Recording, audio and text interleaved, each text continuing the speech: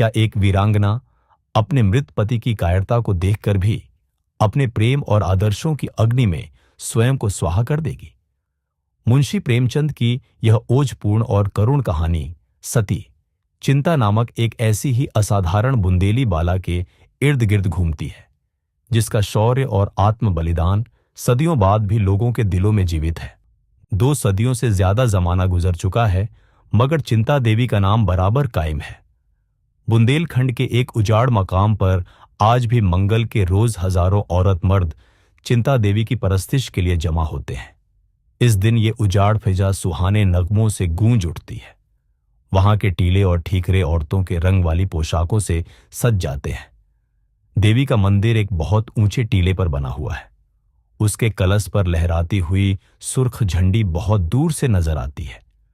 मंदिर इतना छोटा है कि उसमें 2 आदमी एक साथ मुश्किल से समा सकते हैं। उसके अंदर कोई सूरत नहीं है। एक छोटी सी बेदी बनी हुई है। नीचे से मंदिर तक एक संगीन जीना है, जिसके दोनों तरफ दीवार बनी हुई है कि भीड़ में धक्के से कोई नीचे न गिर पड़े। यही चिंता देवी सती हुई थी, मगर दस्तूर जमाना के मुताबिक वो अपने मुर्दा शौहर के साथ चिता पर नहीं बैठी थी। उसका शौहर दस्त बस्ता सामने खड़ा था, मगर वो उसकी तरफ आंख उठाकर भी न देखती थी। वो शौहर के जिस्म के साथ नहीं, बल्कि उसकी रूह के साथ सती हुई थी।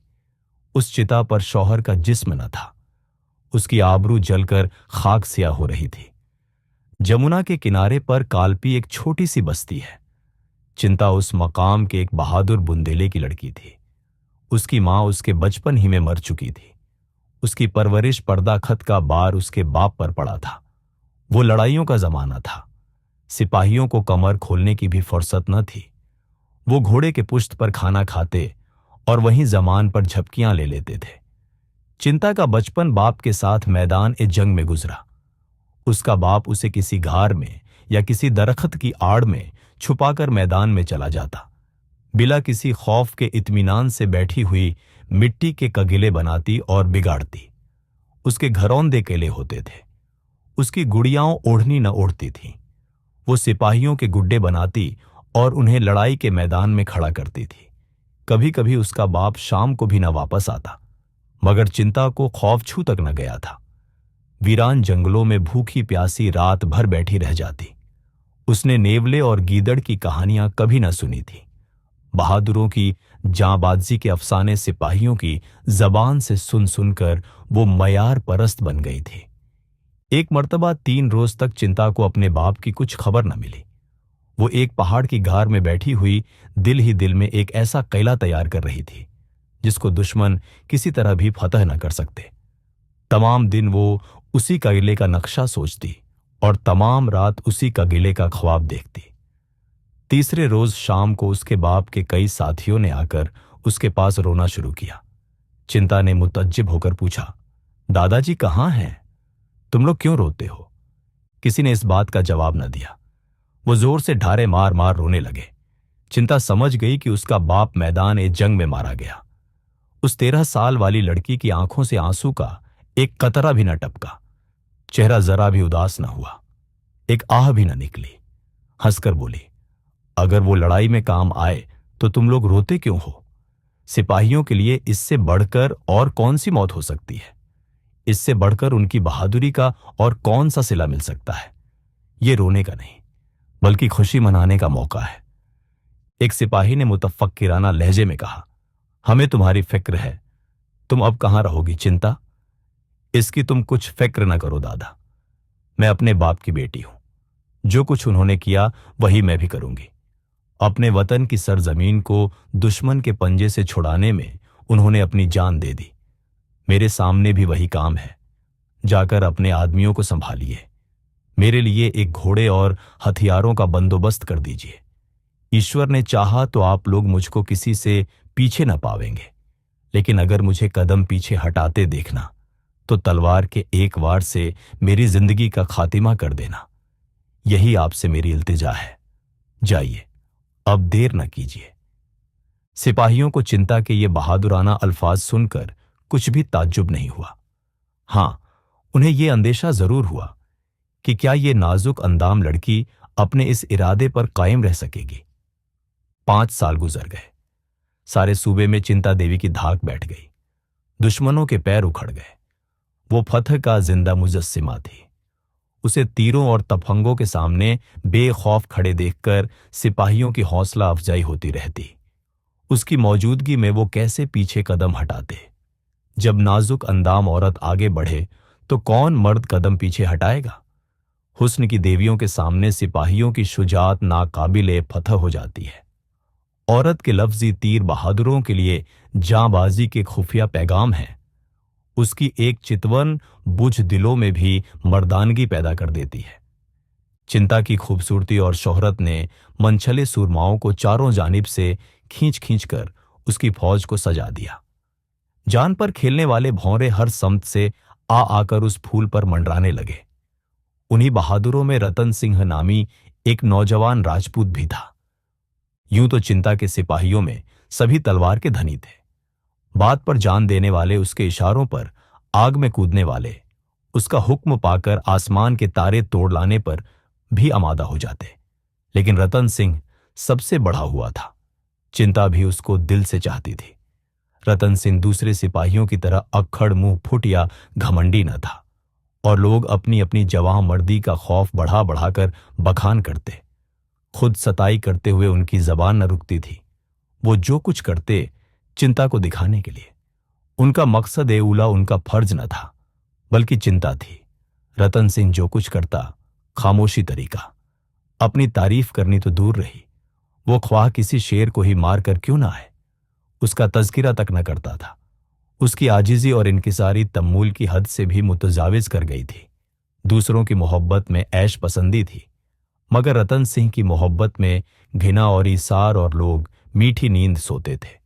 मगर सिंह तारे गिन गिन कर रात काटता था, और सभी अपने अपने दिलों में समझते थे कि चिंता मेरी होगी। सिर्फ रतन सिंह ना उम्मीद था, और इसलिए उसको न किसी से रगबत न नफरत। दूसरों को चिंता के सामने चहकते देखकर उसे उनकी गोयाई पर तज्जुब होता। हर लम्हा इसकी यास अंगेज तारीकी और भी ज्यादा गहरी हो जाती थी। कभी कभी वो अपनी बेवकूफी पर झुंझला उठता। क्यों ईश्वर ने उसे इन औसाफ से बेबहरा रखा जो औरतों के दिल को फरेफ्ता करते हैं। उसको कौन पूछेगा, उसके दर्द दिल से कौन वाकिफ है। मगर वो दिल में झुंझलाकर रह जाता था। उसकी दिखावे की सकत ही न थी। निस्फ से ज्यादा रात जा चुकी थी। चिंता अपने खेमे में आराम कर रही थी। सिपाही भी सख्त मंजिल तय करने के बाद कुछ खा पी कर गाफिल पड़े हुए थे। आगे एक घना जंगल था। जंगल के दूसरी तरफ दुश्मनों का एक दस्ता पड़ाव डाले पड़ा था। चिंता उसकी आमद की खबर पाकर रवां रवां चली आ रही थी। उसने अलस सबाह दुश्मनों पर हमला करने का तहया कर लिया था। उसे यकीन था कि दुश्मनों को मेरे आने की खबर न होगी, लेकिन ये उसका महज ख्याल था। उसकी फौज का एक आदमी दुश्मनों से मिला हुआ था। यहां की खबरें वहां रोजाना पहुंचती रहती थी। उन्होंने चिंता से निजात पाने के लिए एक साजिश कर रखी थी। उसको चुपचाप कत्ल कर देने के लिए 3 शख्सों को मुकर्रर कर दिया था। हर सह अशखास दरिंदों की तरह दबे पांव जंगल को पार करके आए और दरख्तों की आड़ में खड़े होकर सोचने लगे कि चिंता का खेमा कौन सा है। कुल फौज बेखबर सो रही थी। इससे उन्हें अपनी कामयाबी में जरा भी शुभा न था। वो दरख्तों की आड़ से निकले और जमीन पर लिगर की तरह रेंगते हुए चिंता के खेमे की तरफ चले। सारी फौज बेखबर सोती थी। पहरे वाले सिपाही भी थककर चूर हो जाने के सबब नींद में गाफिल पड़े थे। सिर्फ एक शख्स खेमे के पीछे सर्दी की वजह से सिकुड़ा हुआ बैठा था। ये रतन सिंह था। आज उसने ये कोई नई बात नहीं की थी। पड़ावों में उसकी रातें इसी तरह चिंता के खेमे के पीछे बैठे बैठे बसर होती थी। हमला आवरों की आहट पाकर उसने तलवार निकाली और चौंक कर उठ खड़ा हुआ। देखा कि 3 आदमी झुके हुए आ रहे हैं। अब क्या करे? अगर शोर मचा दे तो फौज में हलचल मच जावे और अंधेरे में लोग एक दूसरे पर वार करके आपस में कट मरे। उधर तन्हा 3 जवानों से मुकाबला करने में जान का अंदेशा। ज्यादा सोचने का मौका न था। उसमें बहादुरों के फौरी इरादा करने की कखुवत थी। उसने फौरन तलवार खींच ली और उन पर यक बारगी टूट पड़ा। कई मिनट तक तलवारें तेजी से चलती रहीं। फिर सन्नाटा हो गया। उधर वो तीनों जख्मी होकर गिर पड़े, इधर ये भी जख्मों से चूर होकर बेहोश हो गया। अलस सबाह चिंता उठी तो चारों जवानों को जमीन पर पड़ा देखा। उसका कलेजा धक से हो गया। करीब जाकर देखा तो तीनों हमला आवरों की जान निकल चुकी थी, मगर रतन सिंह की सांस चल रही थी। सारा वाकया मन समझ में आ गया। निसाइयत ने मर्दानगी पर फतह पाई। जिन आंखों से बाप की मौत पर आंसू का एक कतरा भी न गिरा था, उन्हीं आंखों से आंसुओं की झड़ी लग गई। उसने रतन सिंह के सर को अपने झानू पर रख लिया और अपने दिल के सहन में रचे हुए स्वयंवर में उसके गले में जय माला डाल दी। 1 महीना तक न रतन सिंह की आंखें खुली और न चिंता की आंखें बंद हुईं। चिंता उसके पास से एक लम्हे के लिए भी जुदा न होती। उसे न अपने इलाके की परवाह थी, न दुश्मनों के बढ़े चले आने की फिक्र। वो रतन सिंह पर अपने सारे लवाजिमात को निछावर कर चुकी थी। पूरा महीना गुजर जाने के बाद रतन सिंह की आंख खुली। देखा कि खुद चारपाई पर पड़ा हुआ था और चिंता सामने पंखा ली खड़ी है। कमजोर लहजे में बोला, चिंता, पंखा मुझे दे दो, तुम्हें तकलीफ हो रही है। चिंता का दिल मसरत से नगमा रेज हो गया।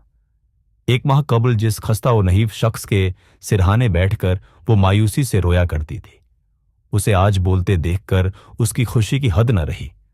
उसने मोहब्बत आमेज लहजे में कहा, स्वामी, अगर ये तकलीफ है तो आराम क्या है, मैं नहीं जानती। इस स्वामी के लफज में अजब मंत्र की सी तासीर थी। रतन सिंह की आंखें चमक उठी, बुझा हुआ चेहरा रोशन हो गया। रगों में एक नई जिंदगी की लहर पैदा हो गई। और वो जिंदगी कितनी जज्बा खेज थी। उसमें कितना हौसला, कितनी हलावत, कितनी मसरत, कितनी रिक्कत थी। रतन सिंह का हर उज्जव भड़क उठा। उसे अपने बाजुओं में गैर मामूली कखुवत का एहसास होने लगा। ऐसा मालूम हुआ कि गोया वो कल दुनिया को फतह कर सकता है, उड़कर आसमान पर पहुंच सकता है, पहाड़ों को फाड़ सकता है। एक लम्हा के लिए उसे ऐसी आसूदगी हुई, गोया उसकी सारी मुरादें पूरी हो गई हैं। गोया वो अब किसी से कुछ नहीं चाहता था। शायद महादेव जी को भी सामने खड़े हुए देखकर मुंह फेर लेगा, कोई वरदान न मांगेगा। उसे अब किसी चीज की भी ख्वाहिश न थी। उसे ऐसा गुरूर हो रहा था, गोया उससे ज्यादा फरेगुल बाल, उससे ज्यादा खुश नसीब शख्स दुनिया में और कोई न होगा। चिंता अभी अपनी बात पूरी न करने पाई थी। उसी सिलसिले में बोली, हां, आपको मेरे सबब नाकाबिले बर्दाश्त तकलीफ उठानी पड़ी। रतन सिंह ने उठने की कोशिश करते हुए कहा, बिला तपस्या के फल नहीं मिलता। चिंता ने रतन सिंह को नाजुक हाथों से लेटाते हुए कहा, इस फल के लिए तुमने तपस्या नहीं की थी। झूठ क्यों बोलते हो? तुम सिर्फ एक कमजोर औरत की हिफाजत कर रहे थे। अगर मेरे बजाय कोई दूसरी औरत होती तो भी तुम इतनी ही तनदही से उसकी हिफाजत करते। मुझे इसका यकीन है। मैं तुमसे सच कहती हूं कि मैंने तमाम उम्र के लिए ब्रह्मचर्य मुजर्रिद का अहद कर लिया था, मगर तुम्हारी जान निसारी ने मेरे इस अहद को तोड़ डाला। मेरी परवरिश बहादुरों की गोद में हुई है। मेरा दिल उसी शेर दिल शख्स के कदमों पर निछावर हो सकता है जो जान की बाजी लगा सकता हो। शौकीनों की तीर अंदाजियों, ओबाशों की नजरबाजियों और चालाकों की चालाकियों की मेरे दिल में जरा भी वक़्त नहीं। उनकी जाहिरदारियों को मैं सिर्फ तमाशे की तरह देखती हूं। तुम्हारे ही दिल में मैंने सच्चा इसार पाया और तुम्हारी कनीज हो गई। आज नहीं बल्कि बहुत दिनों से। विसाल की शबे अव्वलीन थी। चारों तरफ सन्नाटा था। सिर्फ दोनों मोहब्बत भरे दिलों में तमन्नाओं का तूफान उठ रहा था। चारों तरफ इश्क अफरोज चांदनी फैली हुई थी और उसके तबस्सुम आगी मंजर में दूल्हा दुल्हन इजहार-ए-इश्क कर रहे थे। दफतन खबर मिली कि दुश्मनों की फौज किले की तरफ बढ़ती चली आती है। चिंता चौंक पड़ी। रतन सिंह खड़ा हो गया और उसने खूंटी से लटकती हुई तलवार उतार ली। चिंता ने उसकी तरफ बुझदिलाना मोहब्बत की नजर से देखकर कहा, कुछ आदमियों को उधर भेज दो। तुम्हारे जाने की क्या जरूरत है? रतन सिंह ने बंदूका को कंधे पर रखते हुए कहा, मुझे खौफ है कि अब के वह लोग बहुत बड़ी तादाद में आ रहे हैं। चिंता, तो मैं भी चलूंगी। रतन, नहीं, मुझे उम्मीद है कि वो लोग न ठहर सकेंगे। मैं एक ही हमले में उनके कदम उखाड़ दूंगा। ईश्वर की मर्जी है कि हमारी सुहाग रात फतह की रात हो। चिंता, न जाने मेरा दिल क्यों डर रहा है, जाने देने को जी नहीं चाहता। रतन सिंह ने इस सादा और मोहब्बत आमेज गुफ्तार से बेकरार होकर चिंता को गले से लगा लिया और कहा, मैं सुबह तक वापस आ जाऊंगा प्यारी। चिंता शौहर के गले में हाथ डालकर बाचश में नम बोली, मुझे अंदेशा है कि तुम बहुत दिनों में वापस आओगे। मेरा दिल तुम्हारे साथ रहेगा। जाओ, मगर रोजाना खबर भेजते रहना। तुम्हारे पैरों पड़ती हूं। मौका ओ महल का ख्याल करके हमला करना। तुम्हारी आदत है कि दुश्मन को देखते ही बेकरार हो जाते हो और जान पर खेलकर उस पर टूट पड़ते हो। तुमसे मेरी यही इल्तिजा है कि मौका देखकर काम करना। जाओ, जिस तरह पीठ दिखाते हो उसी तरह मुंह दिखाओ। चिंता का दिल अफसुर्दा हो गया। इससे पहले सिर्फ फतह की तमन्ना थी, अब आफियत तमन्ना उस पर गालिब थी। वही बहादुर लड़की जो शेरनी की तरह गरज कर दुश्मनों के कलेजे हिला देती थी, आज इतनी कमजोर हो रही थी कि जब रतन सिंह घोड़े पर सवार हुआ तो खुद दिल ही दिल में देवी से उसकी जान की खैर मना रही थी। जब तक वो दरख्तों की आड़ में छुप न गया, वो खड़ी उसे देखती रही। वहां सूना था। पहाड़ियों ने रतन सिंह को पहले ही अपनी गोद में छुपा लिया था, मगर चिंता को ऐसा मालूम होता था कि वो सामने चले जा रहे हैं। जब सुबह का सुर्ख मंजर दरख्तों के दरमियान से नजर आने लगा तो उसकी महवियत दूर हुई। मालूम हुआ चारों तरफ सूना है। वो रोती हुई बुर्ज से उतरी और पलंग पर मुंह ढांप कर रोने लगी। रतन सिंह के साथ मुश्किल से 100 आदमी थे, मगर सभी मशाकी, मौका और तादाद को ख्याल में न लाने वाले और खुद अपनी जान के दुश्मन, जो बहादुराना जोश से भरे हुए और उसी कस्म का एक मुतहर्रिक गीत गाते हुए घोड़ों को बढ़ाते चले जाते थे। बाकी तेरी पाग सिपाही, उसकी रखना लाज। तेग तीर कुछ काम ना आवे, बख्तर ढाल यूं ही रह जावे। रखियो मन में लाग, सिपाही बाकी तेरी पाग, उसकी रखना लाज। पहाड़ियां उन जंगी नगमों से गूंज रही थीं। घोड़ों के सुमों की आवाज ताल का काम दे रही थी। हत्ता की रात गुजर गई। आफताब ने अपनी सुर्ख आंखें खोल दी और उन जांबाजों पर झर अफशानी करने लगे। वहीं खूनी उजाले में दुश्मनों की फौज एक पहाड़ी पर खैमे डाले हुए नजर आई। रतन सिंह सर झुकाए और फौरकत ज्यादा दिल को थामे हुए पीछे पीछे चला आता था। कदम आगे पड़ता था, मगर दिल पीछे हटता था। आज जिंदगी में अव्वल मर्तबा ख्यालात परेशान ने उसे मुशव्वश बना रखा था। कौन जानता है कि जंग का अंजाम क्या होगा। जिस बहिश्त की राहत को छोड़कर वह आया था, उसकी याद रह रहकर दिल को मसोस रही थी। चिंता की आंसू भरी आंखें याद आती थीं। जी चाहता था कि घोड़े की बागडोर मोड़ दे। हर लम्हा जंग का हौसला कम होता जाता था। दफतनिक सरदार ने करीब आकर कहा, भैया, वो देखो ऊंची पहाड़ी पर दुश्मन डेरे डाला पड़ा है। तुम्हारी अब क्या राय है? हम तो चाहते हैं कि फौरन उन पर हमला कर दें। गाफिल पड़े हुए हैं, भाग खड़े होंगे। देर करने से वो भी संभल जाएंगे और तब मामला नाजुक हो जाएगा। 1000 से कम ना होंगे। रतन सिंह ने मुतफक्किराना निगाहों से दुश्मन की फौज की तरफ देखकर कहा, हां, मालूम तो होता है सरदार, तो फिर धावा बोल दिया जाए ना। रतन सिंह, जैसी तुम्हारी मर्जी हो, तादाद ज्यादा है, ये सोच लो। सरदार, इसकी परवाह नहीं, हम इससे बड़ी फौजों को शिकस्त दे चुके हैं। रतन, ये सच है, मगर आग में कूदना मसलिहत नहीं। सरदार, भैया, तुम कहते क्या हो? सिपाही की तो जिंदगी ही आग में कूदने के लिए है। तुम्हारे हुक्म की देर है, फिर हमारा जीवट देखना। रतन, अभी हम लोग बहुत थके हुए हैं, जरा आराम कर लेना बेहतर है। सरदार, नहीं भैया, इन सभों को हमारी आहट मिल गई तो गजब हो जाएगा। रतन, तो फिर धावा बोल ही दो। एक लम्हा में बहादुरों ने घोड़ों की बागें उठा दी और नेजे संभाले हुए दुश्मन की फौज पर हमला आवर हुए। मगर पहाड़ी पर जाते ही उन लोगों को मालूम हो गया कि दुश्मन गाफिल नहीं है। उन लोगों ने उनके बारे में जो कयास किया था वो गलत था। वह काफी होशियार ही नहीं थे, बल्कि खुद किले पर हमला करने की तैयारियां कर रहे थे। उन लोगों ने जब उन्हें सामने आते देखा तो समझ गए कि गलती हुई, लेकिन अब मुकाबला करने के सिवा चारा ही क्या था। फिर भी वो मायूस न थे। रतन सिंह जैसे बाकमाल अफसर के साथ उन्हें किसी कस्म का अंदेशा न था। वो इससे भी ज्यादा मुश्किल मौके पर अपने जंगी कमाल की बदौलत फतहयाब हो चुका था कि आज वो अपना कमाल न दिखाएगा। सारी आंखें रतन सिंह को खोज रही थी, मगर उसका वहां कहीं पता न था। वो कहां चला गया ये कोई न जानता था, मगर वो कहीं नहीं जा सकता। अपने साथियों को ऐसी नाजुक हालत में छोड़कर वो कहीं नहीं जा सकता। ऐसा तो मुमकिन नहीं। वो जरूर यहीं है और हारी हुई बाजी के जीतने की कोई तदबीर सोच रहा है। एक लम्हे में दुश्मन उनके मुकाबिल आ पहुंचे। इतनी कसीर उल तादाद अफवाज के आगे ये मुट्ठी भर आदमी क्या कर सकते थे। चारों तरफ से रतन सिंह की पुकार होने लगी, भैया तुम कहां हो, हमें क्या हुक्म देते हो, देखते हो। वो लोग सामने आ पहुंचे, मगर तुम अभी तक खामोश खड़े हो।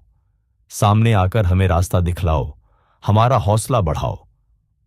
मगर अब भी रतन सिंह न दिखाई दिया। यहां तक कि दुश्मन की फौज सर पर आ पहुंची और दोनों फौजों में तलवारें चलने लगीं।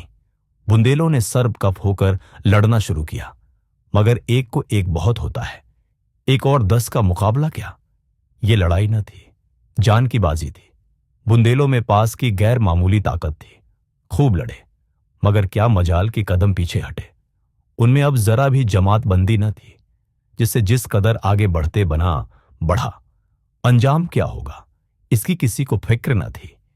कोई तो दुश्मनों की सफें चीरता हुआ अफसर के करीब पहुंच गया, कोई उसके हाथी पर चढ़ने की कोशिश करता हुआ मारा गया। उसकी गैर मामूली हिम्मत देखकर दुश्मनों के मुंह से भी सदाए आफरीन निकलती थी, लेकिन ऐसे जांबाजों ने नाम पाया है, फतह नहीं पाई। 1 घंटे में स्टेज का पर्दा गिर गया, तमाशा खत्म हो गया। एक आंधी थी जो आई और दरख्तों को उखाड़ती हुई चली गई। मुत्तहिद रहकर यही मुट्ठी भर आदमी दुश्मनों के दांत खट्टे कर सकते थे, मगर जिस पर जमात बंदी का बार था उसका कहीं पता न था। फतहमंद मरहटों ने एक एक नाश को बगौर देखा। रतन सिंह उनकी आंखों में खटकता था, उसी पर उनके दांत लगे थे। रतन सिंह के जीते जी उन्हें नींद हराम थी। लोगों ने पहाड़ी की एक एक चट्टान देख डाली, मगर रतन सिंह हाथ न आया। जीत हुई पर अधूरी।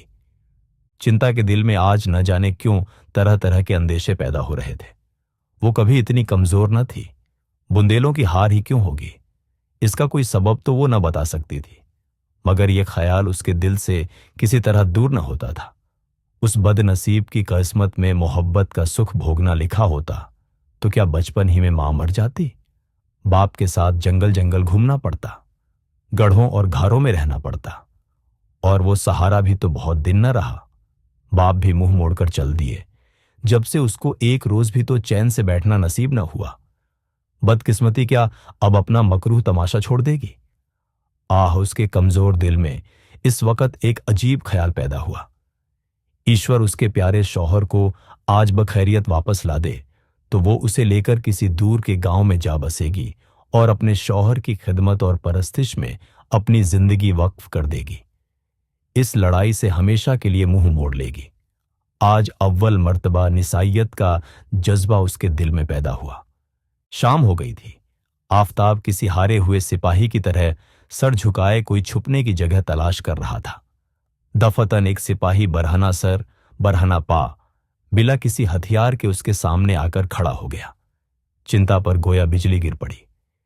एक लम्हा तक वो मबहूत सी बैठी रही, फिर उठकर घबराई हुई सिपाही के पास गई और मुजतरिबाना लहजा में पूछा, कौन कौन बचा?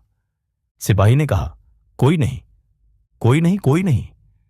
चिंता सर पकड़कर जमीन पर बैठ गई। सिपाही ने फिर कहा, मरहटे करीब आ पहुंचे। करीब आ पहुंचे? बहुत करीब। तो फौरन चिता तैयार करा, वक्त नहीं है। अभी हम लोग तो सरफरोशी के लिए हाजिर ही हैं। तुम्हारी जो मर्जी, मेरे फर्ज का तो यही खातिमा है। कैला बंद करके हम महीनों लड़ सकते हैं। तो जाकर लड़ो, मेरी लड़ाई अब किसी से नहीं। एक तरफ तारीकी रोशनी को पैरों तले कुचलना चाहती थी, दूसरी तरफ फातिह मरहटे लहराते हुए खेतों को, और कगिले में चिता बन रही थी। ज्यों ही चरागा जले को चिता में भी आग लगी। सती चिंता 16 सिंगार किए अपने हुस्न ए बेनजीर का नजारा पेश करती हुई खुशी खुशी आग की राह से अपने स्वामी के लोक की यात्रा करने जा रही थी। चिंता के चारों तरफ औरत मर्द जमा थे। हरीफों ने ककीले को महसूर कर लिया है। उसकी किसी को फिक्र न थी। रंजो गम से सबके चेहरे उदास और सर झुके हुए थे। अभी कल उसी सहन में शादी का मंडप सजाया गया था जहां इस वक्त चिता सुलग रही है। वहीं कल हवन कुंड था। कल भी इसी तरह आग के शोले उठ रहे थे, इसी तरह लोग जमा थे। मगर आज कल के मनाजिर में कितना फर्क है। हां, मादी आंखों के लिए फर्क हो सकता था, मगर दरअसल ये उसी यज्ञ की आखिरी आहुति और उसी अहद का इफ़्फा है। दफअतन घोड़ों की टापों की आवाजें सुनाई पड़ने लगीं। मालूम होता था कोई सिपाही घोड़े को सरपट भगाता हुआ चला आ रहा है। एक लम्हा में टापों की आवाज बंद हो गई और एक सिपाही दौड़ता हुआ आ पहुंचा। लोगों ने मुतहय्यर होकर देखा, वो रतन सिंह था। रतन सिंह चिता के करीब जाकर हांफता हुआ बोला, प्यारी, मैं तो अभी जिंदा हूं, ये तुमने क्या कर डाला? चिता में आग लग चुकी थी। चिंता की साड़ी से आग के शोले निकल रहे थे। रतन सिंह पागलों की तरह चिता में घुस गया और चिंता का हाथ पकड़कर उठाने लगा। लोगों ने चारों तरफ से लपक लपक कर चिता की लकड़ियां हटानी शुरू की, मगर चिंता ने शौहर की तरफ आंख उठाकर भी न देखा, सिर्फ हाथों से उसको हट जाने का इशारा किया। रतन सिंह सर पीट कर बोला, हाय प्यारी, तुम्हें क्या हो गया है? मेरी तरफ देखती क्यों नहीं? मैं तो जिंदा हूं। चिता से आवाज आई, तुम्हारा नाम रतन सिंह है, मगर तुम मेरे रतन सिंह नहीं हो। तुम मेरी तरफ देखो तो मैं ही तुम्हारा खादिम, तुम्हारा अकीदतमंद, तुम्हारा शौहर हूं। मेरा शौहर बहादुरों की मौत मर चुका, हाय कैसे बुझाऊं? अरे लोगों, किसी तरह आग ठंडा करो। मैं रतन सिंह ही हूं प्यारी, क्या तुम मुझे पहचानती नहीं हो? आग की लपट चिंता के चेहरे तक पहुंच गई। आग में कंवल खिल गया। चिंता साफ लहजे में बोली, खूब पहचानती हूं, तुम मेरे रतन सिंह नहीं। मेरा रतन सिंह सच्चा सूरमा था। वो अपनी हिफाजत के लिए, अपने इस निकम्मे जिस्म को बचाने के लिए अपने छत्री धर्म को तर्क न कर सकता था। मैं जिस जवां मर्द के कदमों पर निसार हो चुकी थी, वो देवताओं के बहिश्त में रौनक अफरोज है। रतन सिंह को बदनाम मत करो, वो बहादुर राजपूत था, मैदान ए जंग से भागने वाला बुजदिल नहीं। आखिरी अल्फाज निकले ही थे कि आग की लपट चिंता के सर के ऊपर जा पहुंची। फिर एक लम्हे में वो हुस्न की मूरत, वो आला बहादुरी की पुजारन, वो सच्ची सती आग में जलकर भस्म हो गई। रतन सिंह खामोशी से मबहूत सा खड़ा हुआ।